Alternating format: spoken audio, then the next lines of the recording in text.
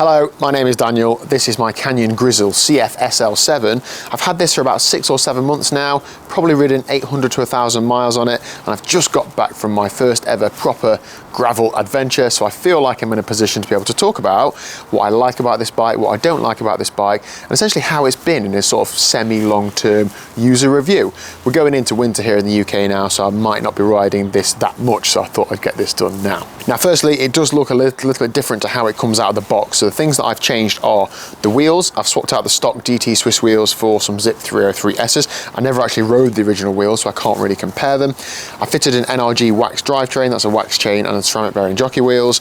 I've swapped out the cockpit. I've gone to some Richley bars, which are flared, 44s on the drops and 40s on the hoods with some clip-on aero bars. Feel free to comment about those if you'd like. I added the official Canyon Apogura bag set, and other than that, it is completely stock. So I feel like this review will be useful if you are looking to buy one. So to give you some context, why did I want to buy a gravel bike? Well, I've been a triathlete, time trialer, roadie for a few years now, and I wanted to dip my toe into the world of gravel like many people.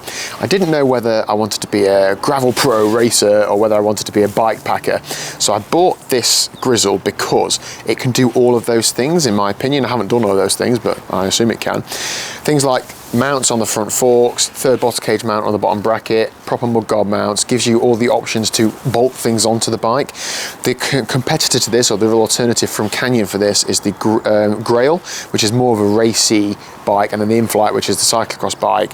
Now, I do like the idea of gravel racing, but I want to future-proof this so that like this can do gravel racing. I'm an amateur bike rider, so the point at which the bike becomes the limiting factor is so far away from me, it's not even worth considering. So this bike could do the gravel racing and can do the bike packing. Maybe it wouldn't be quite as fast at the gravel racing sort of thing, but I wouldn't be able to do the bike packing without additional mounts and the things that this can do. So that's why I went for this over anything else. I went for Canyon specifically because I have a couple of other Canyons and I absolutely love them. I think the customer service is great. This isn't sponsored anyway.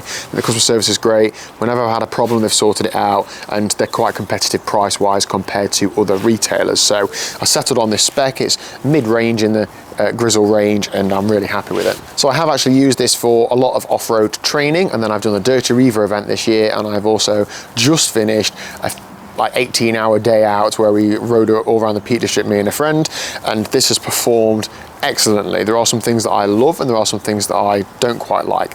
Now, I love this firstly because I transferred the fit sizes over really well from my Canyon Endurace. I think that's because the frames are a very similar geometry.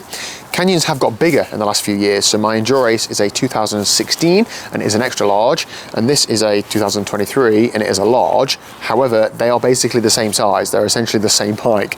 They're very, obviously they're not the same bike, but geometry-wise, they are very, very similar.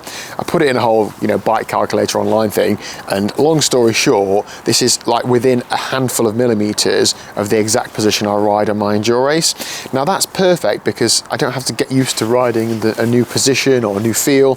When I ride this, it doesn't feel that different from the bike that I ride on the road. It's absolutely excellent.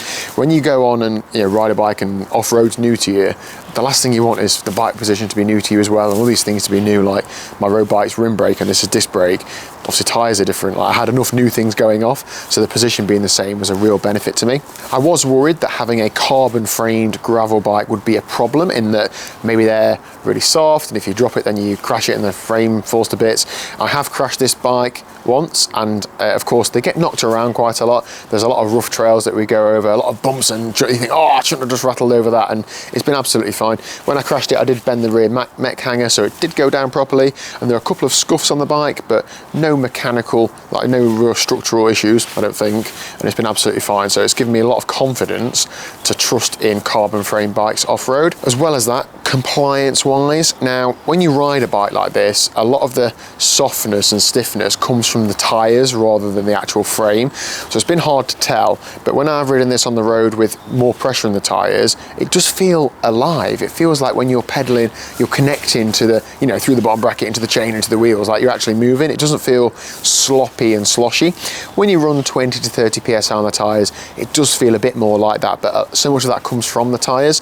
I really do think this does feel very close to a road bike on the road, and I am actually tempted to run this over this winter as a winter road bike, put some road tyres on it and put some mud guards on it and use it as a winter road bike. But it's just a bit too nice at the minute for me. It's a bit too new to me to do that, so I'm going to play that on by ear, perhaps just tuck it away for the winter, I don't know. One big thing I have loved about this bike is the split seat post. Now I do have this on my Endurace as well, so I knew what was coming. It is so flexible and so compliant.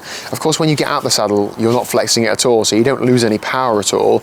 And when you're sat there, when you get on one you've never ridden it before, it feels quite strange because it's almost like, it feels like it's moving a little bit. It's only a tiny amount and you get used to it within a few minutes, but it just adds that little bit of comfort that you need, especially off-road. All that little bit of gravel, bores and bumps, a lot of it is soaked up by that, and it is absolutely brilliant. I think even if you don't ride a Canyon, if you can get one of these seat posts, you will really feel the benefit, so give it a go. Problems or negatives with the bike? Well, there aren't many. When the bike was delivered, there was an issue with a brake hose. I'm not quite sure what happened with it, but it was rectified by my local bike shop. And I don't like how the adjustment bolt for the seat post sits behind here. So it just gets really covered in mud and gunked up, and I imagine it'd get rusty really quickly. I have put a bit of tape over it just to stop the mud getting in there. Like, I don't need to adjust the seat post height, but if I did, I don't want it to be a massive problem or for it to get seized in that position. I would, of course, take the seat post out every now and again and put carbon paste on it, so I want to be able to do that. One of my good friends tells me that these bungs on the front forks also fit in there, so I will check in my box and see if I can fit one in there. That could resolve the problem, but I just don't understand why it has to be fitted there. I haven't actually used all the features. I haven't been bike packing yet or had to use the fork mounts, but things like the solid mounts and mud guards and the mounts on the front forks are all very useful in theory. I'm sure they will come in useful for me in practice at some point, but it's nice knowing that those things are there, that I wanted this to be a future-proof bike purchase that I wasn't going to have to replace in 6 months or a year, and I do feel like that is the case. I feel like I haven't got buyer's remorse. I don't regret spending the money on this thing. Like, I think it's really good value for money, and I've really enjoyed riding it this year. I do sometimes think, should I have stumped up the extra cash for the SLX, which has the front suspension forks, but I haven't tested them, I haven't ridden them, so I don't know, and I did like the colour of this one, as simple as it sounds. If you've got any Canyon Grizl owner experiences, please do let me know in the comment section down below. If I should swap this for something else, also please do let me know. I've got no plans to, but N+1, right?